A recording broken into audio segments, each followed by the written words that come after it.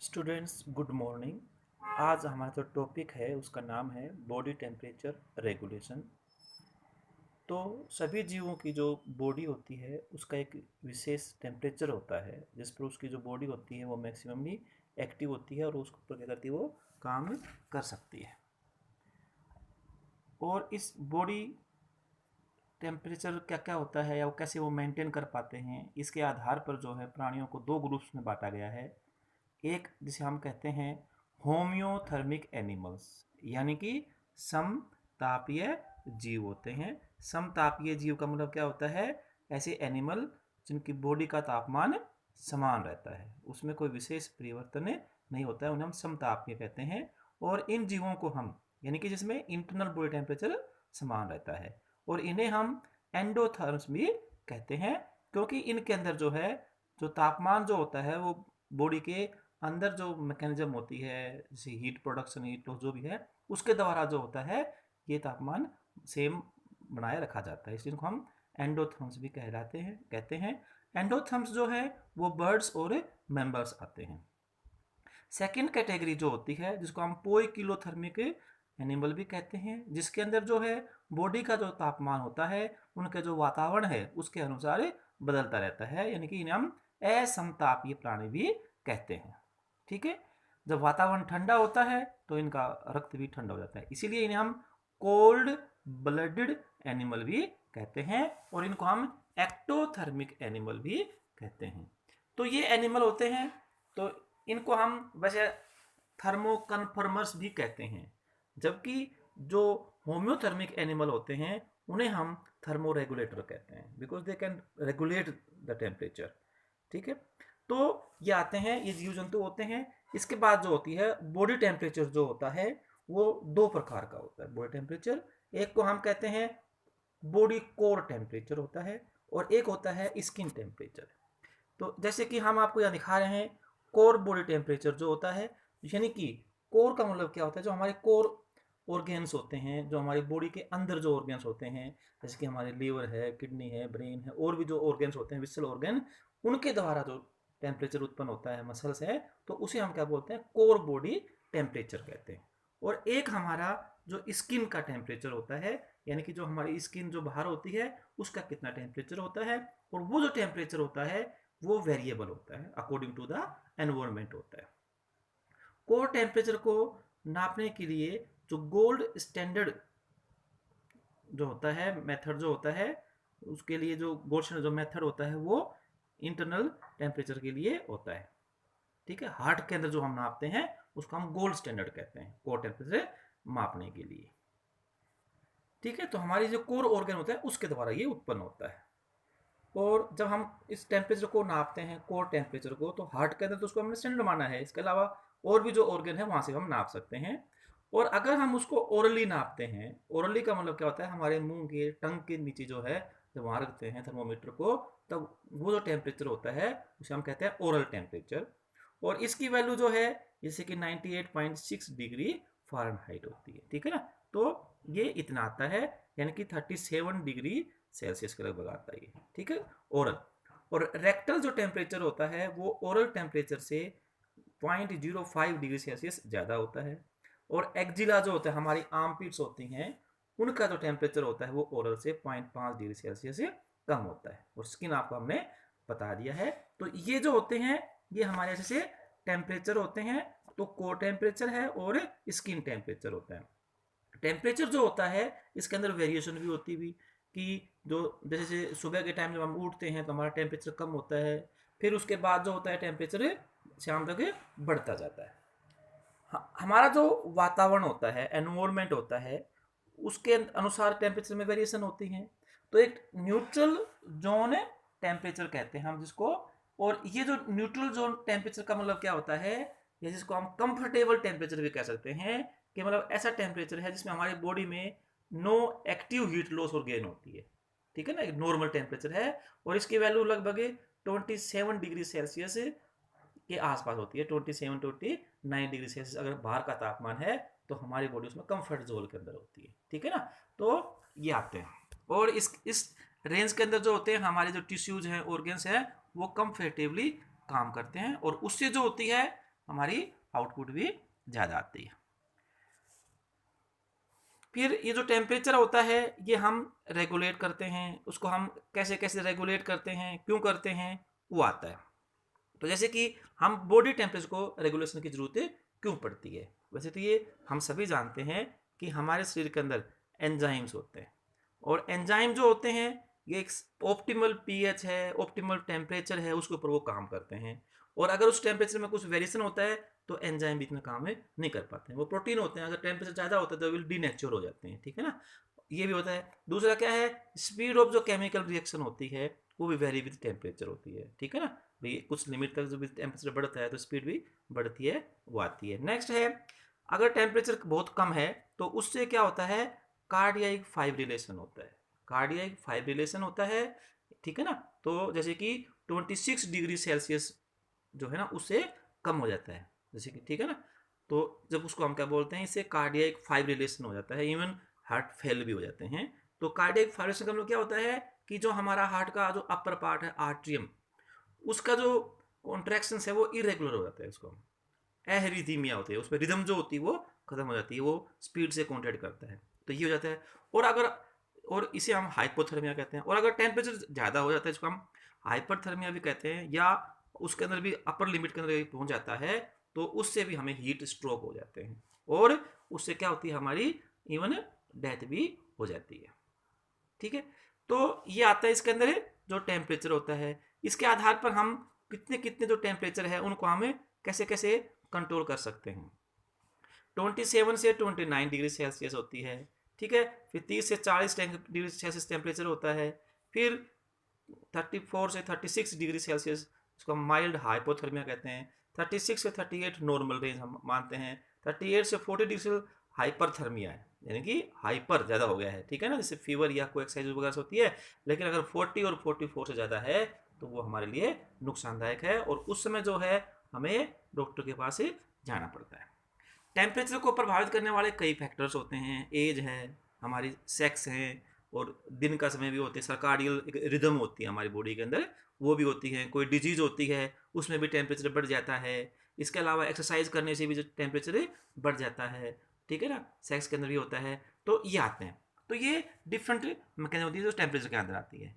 फिर एक इन जीवों के अंदर जो होम्योथर्मिक होते हैं उसमें एक ऐसी मैकेनिज्म होती है जो कि उनके बॉडी के जो टेम्परेचर है उसको बनाए रखती है।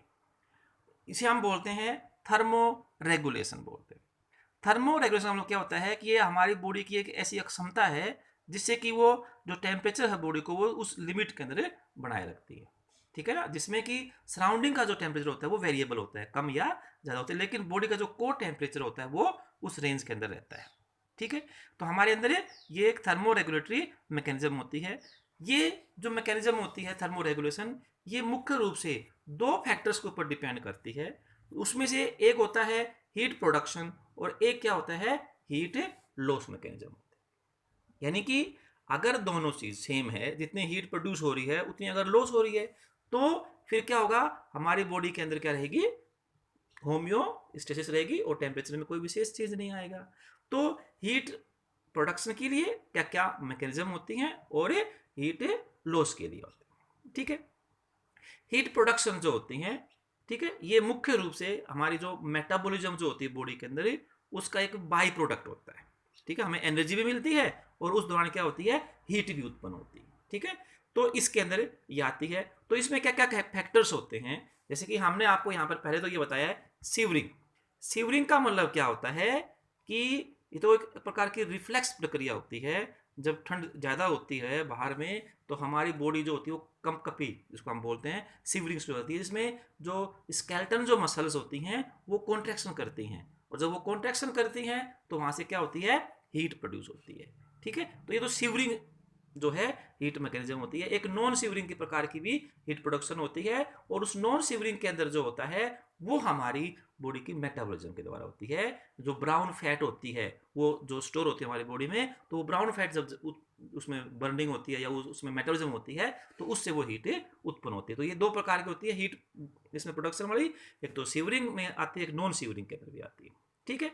तो ये मेटाबॉलिज्म जो होती है, ठीक है, हमारी बॉडी के अंदर मेटाबॉलिज्म के द्वारा उत्पन्न भी होती है हीट। तो थायरोक्सिन हार्मोन जो होते हैं वो भी हमारी बॉडी की मेटाबॉलिज्म को प्रभावित करते हैं और उससे क्या होती है, हीट प्रोडक्शन भी ज़्यादा होते हैं।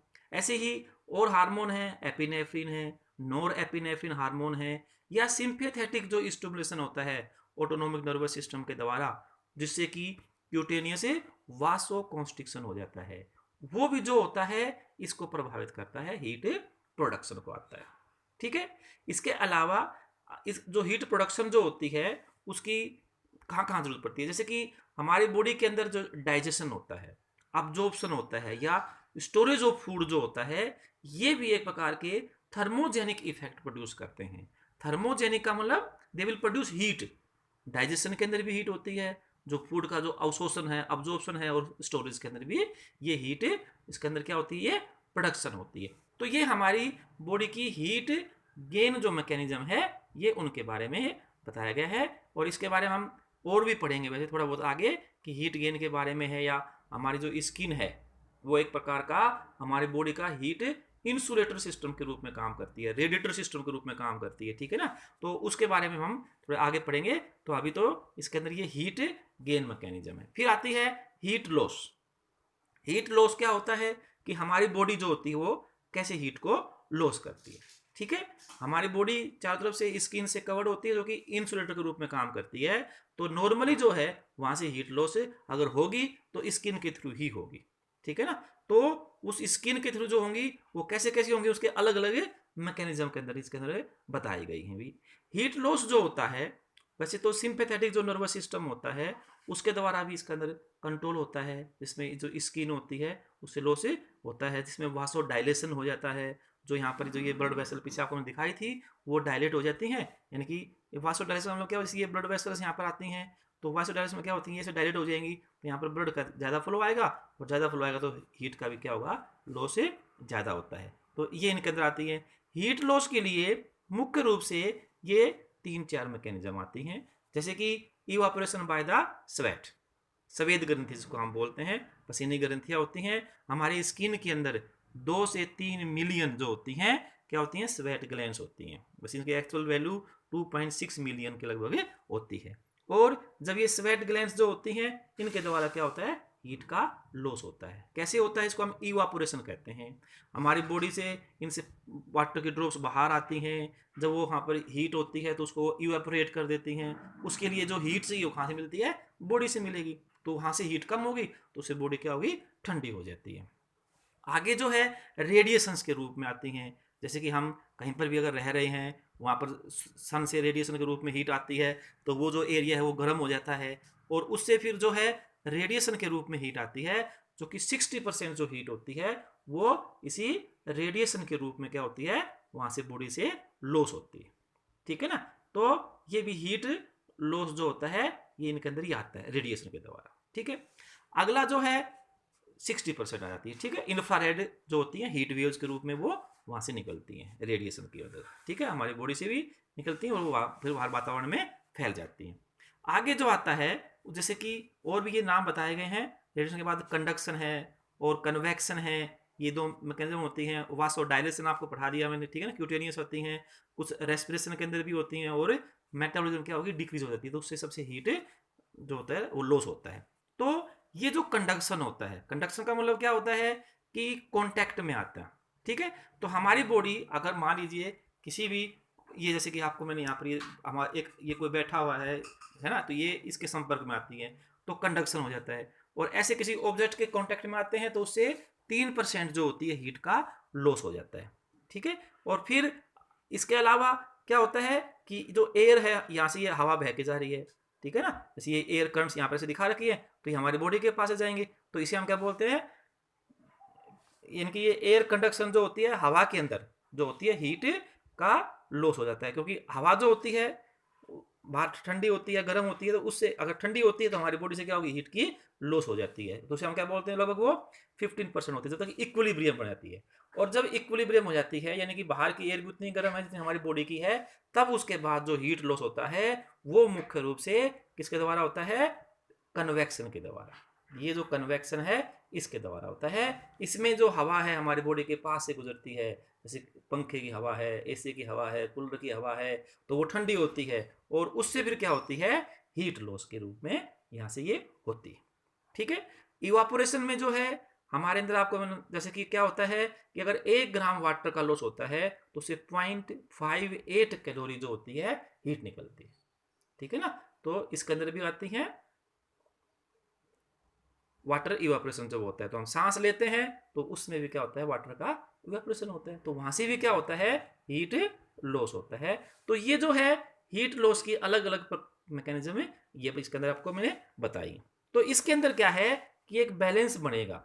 बैलेंस का मतलब क्या हुआ कि अगर हीट लॉस है और गेन है, ठीक है, अगर ये दोनों है इक्वल तो ये बैलेंस बना रहता है। अगर एक भी कम है या ज़्यादा है, उसकी वजह से क्या होता है, फिर हमारी बॉडी के अंदर फिर क्या होता है, उस हीट को रेगुलेट करने की मैकेनिज्म जो होती है वो शुरू हो जाती है।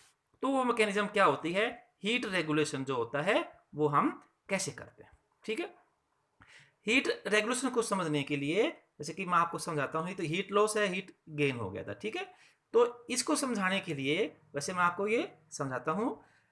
हमारे बॉडी के अंदर हाइपोथैलेमस होता है। ठीक है। नीचे जैसे कि इनफंडिबुलम होता है, ऊपर थैलेमस होता है, ये ब्रेन की जो स्ट्रक्चर होती है, यहाँ पर ये हाइपोथैलेमस होता है। हाइपोथैलेमस जो होता है उसके अंदर 3 रीजन्स होते हैं, ऐसे ऐसे 3 रीजन्स होते हैं अलग अलग जो है इसके अंदर। एक का नाम है ये प्री ऑप्टिक रीजन हो गया, इसका नाम हो गया एंटीरियर हाइपोथैलेमस, और ये क्या हो गया, पोस्टीरियर हाइपोथैलेमस हो गया। ठीक है।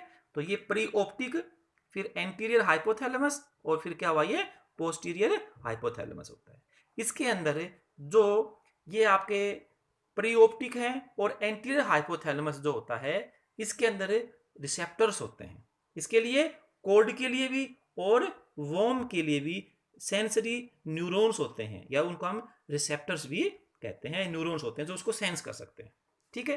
तो ये यहाँ पर किसमें होते हैं, दोनों के अंदर है, इन्हीं के अंदर होते हैं सेंसरी। और ये जो पोस्टीरियर वाला जो होता है हाइपोथैलेमिक रीजन होते हैं, या न्यूरॉन जिसको हम बोलते हैं, इसी को हम एक्चुअली थर्मोस्टेट कहते हैं। और ये ही जो है हमारी बॉडी का टेम्परेचर रेगुलेट करता है। इन दोनों के द्वारा जो भी उसको इन्फॉर्मेशन मिली है प्री ऑप्टिक के द्वारा, एंटीरियर के द्वारा, उसको ये इंटरप्रेट करता है, इंटीग्रेट करता है, और उसके बाद जो होता है ये बॉडी टेम्परेचर को रेगुलेट करता है। अगर टेम्परेचर ज़्यादा है तो हीट लॉस करेगा, अगर टेम्परेचर कम है तो हीट को प्रोडक्शन करेंगे। तो ये जो है पोस्टीरियर हाइपोथैलेमस जो होता है, ये इसके अंदर मेन इसके रूप में काम करता है। तो इसको हम एक अच्छे से एग्जाम्पल के द्वारा हम आपको और समझा देते हैं कि इसके अंदर क्या होता है। अच्छा, एक बात और भी थी कि जैसे कि हमने बताया था कि कन्वेक्शन के द्वारा है, एयर फ्लो करती है, तो उसमें क्या होता है, हीट का लॉस होता है। लेकिन जब ह्यूमिड एनवायरनमेंट होता है तो उसमें, और इवन अगर समर्स हैं तो उसमें हम कंफर्टेबल होते हैं, क्योंकि इवापोरेशन हो जाता है, बॉडी का टेम्परेचर नॉर्मल हो जाता है। लेकिन जब ह्यूमिडिटी ज़्यादा होती है तो उससे क्या होता है, हमारे को ज़्यादा गर्मी लगती है और ज़्यादा नुकसान उसी में होता है, क्योंकि वहाँ पर इवापोरेशन नहीं हो पाता है, बाहर पहले से ही जो वाटर वेपर की बूंदें ज़्यादा होती है। हाँ, तो अब इसके अंदर हम आपको पढ़ा रहे हैं बॉडी टेम्परेचर, ठीक है, increasing mechanisms when the body is cold. यानी कि हमारे अंदर क्या आ गया, ऐसे बॉडी के अंदर ऐसा, इसमें एक बात और भी है, ये हमारी बॉडी का ये हाइपोथैलेमस हो गया, इसके अंदर क्या हो गया, रिसेप्टर अलग होते हैं, न्यूरॉन्स होते हैं। फिर हमारी बॉडी की जो इंटरनल ऑर्गन है, इवन स्पाइनल कॉर्ड है, उसके अंदर भी कुछ रिसेप्टर्स होते हैं। और फिर ये हमारी बॉडी की जो स्किन होती है, इसके ऊपर भी रिसेप्टर होते हैं। तो इन्हें तो हम बोलते हैं, जो स्किन के अंदर पेरिफेरल रिसेप्टर होते हैं, जो कि स्किन के ऊपर होते हैं, नर्व एंडिंग होते हैं। ठीक है। और इसके अलावा रिसेप्टर कहाँ होते हैं, स्पाइनल कॉर्ड में भी, आपके एब्डोमिनल विसरा के अंदर भी, और जो ये हाइपोथैलेमस में यहाँ पर भी होते हैं रिसेप्टर्स। और ये जो होते हैं ये दो, इनको हम क्या बोलते हैं, सेंट्रल रिसेप्टर्स बोलते हैं। ठीक है। तो ये सेंट्रल रिसेप्टर्स आते हैं, तो इनके अंदर आते हैं। तो मान लीजिए ये क्या कहना चाहता है कि ये रिसेप्टर्स काम करते हैं। तो जब हमारी जो ये स्किन के द्वारा जो रिसेप्टर है, इन्होंने जैसे कि बाहर फील किया कि बाहर ठंड है, ठीक है, तो जब उसको ये फील करते हैं तब ये क्या क्या मैकेनिज्म करते हैं, तो ठंड के द्वारा आते हैं। तो ये जो होता है हमारा हाइपोथैलेमस जो होता है, ये किस तरीके से काम करता है वो आपको बताते हैं। ठीक है।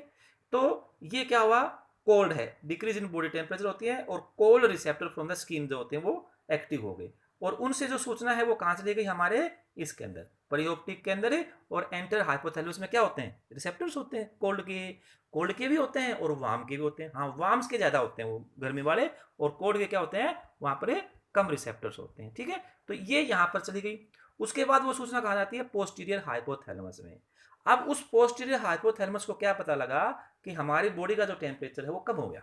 ठीक है ना, ठीक है, बॉडी इज कोल्ड होती है। ठीक है, तो उस कंडीशन में उसके अंदर क्या होगा कि वो जो पोस्टीरियर हाइपोथैलेमस है वो सिंपैथेटिक जो स्टिमुलेशन होगा, और सिंपैथेटिक जो स्टिमुलेशन होता है, ये सिंपैथेटिक जो ऑटोनोमिक नर्वस सिस्टम होता है, ये क्या करता है, इसलिए ये अपने इफेक्ट दिखाता है। कैसे कैसे दिखाता है, एक तो ये स्किन के अंदर जाएगा और उससे क्या होगा, वासोकॉन्स्ट्रिक्शन होगा। वासोकॉन्स्ट्रिक्शन का मतलब क्या हुआ कि ये जो ब्लड वेसल है, ये जैसे आपको मैंने पहले बताया था कि हमारी जो स्किन है वो एक प्रकार की एक इंसुलेटिंग लेयर के रूप में काम करती है, और उस स्किन के अंदर जो होते हैं ये जो रिसेप्टर्स होते हैं, ठीक है ना, स्किन के अंदर ये जैसे ये आपको हम डायग्राम दिखाते हैं, तो ये क्या होता है, ये आर्टरीज हैं, ये जो पिंकिश कलर की आर्टरीज है, और ये आर्टरीज, ये आर्टरियोल्स बन गई, फिर इनसे वेन बन गई, वेन्यूल्स बन गई, और ये जो वेन है, जैसे यहाँ पर ये जो वेन है ये एक प्लेक्सस बनाती है, यहाँ पर ये जाला सा बनाती है। और नॉर्मली जो है इस हमारी जो स्किन के अंदर जो होती है ब्लड की सप्लाई लगभग 0 से थोड़ी ज़्यादा होती है, लेकिन जब वासोडाइलेशन होता है तो हमारी स्ट्रोक जो कार्डियक आउटपुट है उसका 30% जो होता है वो ब्लड स्किन में पहुंच जाता है। तो यहाँ पर जैसे हम क्या कह रहे हैं कि ये इसके अंदर ये मैकेनिज्म होती है, तो ये विनस प्लेक्सस होता है, और इसमें ये जो आर्टरीज है ये वाली, इससे ये ब्रांचेज जैसे यहाँ पर ये जा रही है, इसको हम क्या बोलते हैं, आर्ट्रियो विनोसस एनास्टोमोसिस बोलते हैं। तो ये आर्ट्रियोल और वेन्यूल जो होती हैं वो आपस में उनको ये ब्लड सप्लाई करती है डायरेक्टली यहाँ से, तो उससे भी जो होता है, तो ये एक प्रकार की लेयर के रूप में तो काम करती है, लेकिन जब हमें इसकी जरूरत पड़ती है तब क्या होती है, जो स्किन होती है ये उसको रेगुलेट करती है। ठीक है, तो इसके अंदर जो होता है, तो हम आपको पढ़ा दें कि बाहर अगर मान लीजिए कोल्ड है तो क्या क्या होगा। ठीक है, तो कोल्ड का मतलब यानी कि टेम्परेचर इंक्रीजिंग मैकेनिज्म होती है when the body is cold. ठीक है, हमारी बॉडी के अंदर इन्होंने बताया कि ठंड हो गई, तो ठंड को करने के लिए क्या करेगी हमारी बॉडी, अब यहाँ पर हीट प्रोडक्शन करेगी, हीट गेन करेगी। तो हीट गेन कैसे करेगी, या तो वासो डायलेशन के द्वारा है, ठीक है ना, स्किन के अंदर जाएगी, वासो कॉन्स्ट्रिक्शन, सॉरी किससे होगी, वासो कॉन्स्ट्रिक्शन, यानी कि उस स्किन के एरिया के अंदर जो है ब्लड सप्लाई बंद हो जाएगी। जब वहां पर ब्लड सप्लाई नहीं होगी तो उससे हमारी बॉडी की जो हीट लॉस हो रही है बाहर के वातावरण में, वो हीट लॉस क्या होगी, हमारी बच जाएगी। अगली जो मैकेनिज्म है उसको हम कहते हैं पाइलो इरेक्शन। इसके अंदर क्या होता है कि हमारी स्किन के अंदर, वैसे तो आपको पता है स्किन के अंदर जो है सबसे आउटर मोस्ट लेयर एपिडर्मिस है, फिर डर्मिस है, और फिर सबक्यूटेनियस लेयर होती है, और जो सबक्यूटेनियस लेयर होती है वहां पर फैट स्टोर होती है। ठीक है ना, वहां पर फैट मिलती है, और वहां पर कुछ मसल्स और अलग प्रकार की मसल्स मिलती हैं, जिसको हम छोटी मसल्स होती हैं, जिनको हम एरेक्टर पिलाई मसल्स कहते हैं। तो जब हमारी बॉडी ठंड होती है, हमें हीट बचानी है, तो ये एरेक्टर पिलाई मसल जो हैं ये कॉन्ट्रैक्ट करती हैं, और इनके कॉन्ट्रैक्शन को हम क्या बोलते हैं, पीलो इरेक्शन कहते हैं। इसकी वजह से क्या होगा कि जो हमारे हेयर्स हैं वो सीधे इरेक्ट खड़े हो जाएंगे, इसका नाम क्या है, इरेक्शन, वो एकदम सीधे खड़े हो जाएंगे, और वो हमारे इसे हमें एक गूज फ्लैश फिनोमिना जिसको हम बोलते हैं, जैसे बाल खड़े होते हैं, रोम खड़े होते हैं, और उससे क्या होगा, एक इंसुलेटिंग लेयर के रूप में वो काम करते हैं, और फिर उसमें जो है हमारी स्किन से हीट का लॉस नहीं होगा। दो मैकेनिज्म होगी, वासोकॉन्स्ट्रिक्शन हो गया, यानी कि उस साइड में ब्लड गया ही नहीं, बॉडी की हीट लॉस नहीं हुई। दूसरी क्या होगी, इंसुलेटिंग लेयर बन गई। लेकिन अगला जो इफेक्ट है उसे हम क्या बोलते हैं, थर्मोजेनेसिस, हीट प्रोडक्शन होगी। हीट प्रोडक्शन कैसी होगी, वो आपको हमने पता रखे भी कि हमारी बॉडी की जो मेटाबॉलिज्म है, ये हार्मोन्स वगैरह निकलते हैं, मेटाबॉलिज्म बढ़ेगी, और अगर मेटाबॉलिज्म बढ़ेगी तो उससे टेम्परेचर बढ़ेगा। ठीक है ना, तो ये जब बढ़ेगा तो बॉडी का जो कोर टेम्परेचर है, वो जो सेट पॉइंट जो है 37 डिग्री सेल्सियस है, ये वहां पर आ जाता है। ठीक है ना, तो ये जो है इसके द्वारा जो होता है, ऐसे जो ये टेम्परेचर को हमने रेगुलेट किया है। ठीक है, अब इसी को हम अगले जो तरीके के रूप में समझा सकते हैं, जैसे कोल्ड होगी। अब मान लीजिए बाहर क्या हो गया, वातावरण में अब टू हॉट हो गया, हमारी बॉडी बाहर से भी संबंध है, या हमारी बॉडी हॉट ज़्यादा होगी, तो उसके हमें ठंडा करना है। तो उसके लिए क्या होगा कि जैसे कि हमारी बॉडी के अंदर क्या होगा, टेम्परेचर बढ़ गया, उसके लिए वार्मथ रिसेप्टर काम करेंगे, स्किन के अंदर डीप विसरा के अंदर क्या होंगे, वो स्टिमुलेट हो जाएंगे हमारे अंदर, और वो रिसेप्टर फिर मैसेज कहाँ देंगे, प्री ऑप्टिक और एंटीरियर हाइपोथैलेमस रीजन जो है इसके अंदर देंगे वो, और फिर इसके बाद कहाँ जाएगा वो मैसेज, वो जाएगा फिर पोस्टीरियर हाइपोथैलेमस के अंदर, जिसको हम हमारा क्या बोलते हैं, थर्मोस्टेट बोलते हैं। अब ये जो पोस्टीरियर हाइपोथैलेमस है ये फिर उस टेम्परेचर को रेगुलेट करेगा, कैसे करेगा, अब ये उस सिंपैथेटिक जो है न्यूरॉन्स को इनहिबिट कर देगा, उसका जब इनहिबिट करेगा तो क्या होगा, वासोडाइलेशन होगा, ठीक है ना, यानी कि ब्लड वेसल्स जो है स्किन की वो डायलेट हो जाएंगी और वहां पर ब्लड सप्लाई भी बढ़ जाएगी, और उससे क्या होगा, हीट का लॉस हो जाएगा स्किन के द्वारा, और टेम्परेचर क्या होगा, नॉर्मल होगा। अगला क्या है, स्वेटिंग, उससे भी कैसे होता है हम आपको पढ़ा दिया था, और फिर थर्मोजेनिक जो एक्टिविटी है जिससे हीट प्रोड्यूस होती है वो कम हो जाएंगी, और हमारी बॉडी का जो टेम्परेचर है वो क्या होगा, वापस से नॉर्मल के रूप में आ जाता है। तो इस प्रकार जो है ये बॉडी का जो टेम्परेचर होता है ये इस प्रकार इनके अंदर रेगुलेट होता है, और हार्मोन्स होते हैं उनके द्वारा भी हमने आपको पहले पढ़ाई दिया है, जैसे कि एड्रिनल मेडुला है जिसका एपिनेफ्रिन नॉर एपिनेफ्रिन निकलते हैं, और किडनी के जो निकोकोर्टेक्स भाग होता है उससे निकलते हैं हार्मोन्स, और थायराइड ग्रंथि से क्या निकलते हैं, थायरोक्सिन हार्मोन निकलते हैं, तो इनसे भी जो होता है बॉडी का टेम्परेचर रेगुलेट होता है, भाई मेटाबॉलिज्म को कम या ज़्यादा करके ये रेगुलेट करते हैं। इसके अलावा उस जीवों के अंदर बिहेवियर भी चेंजेस होते हैं। बिहेवियर का मतलब क्या होता है कि वो अपने आप को किसी ठंडी जगह पर ले जाता है, या उसमें कुछ और जो परिवर्तन होते हैं उनसे भी जो होता है बॉडी का टेम्परेचर क्या होता है, रेगुलेट होता है, उनके बिहेवियर चेंजेस के द्वारा भी ये होते हैं।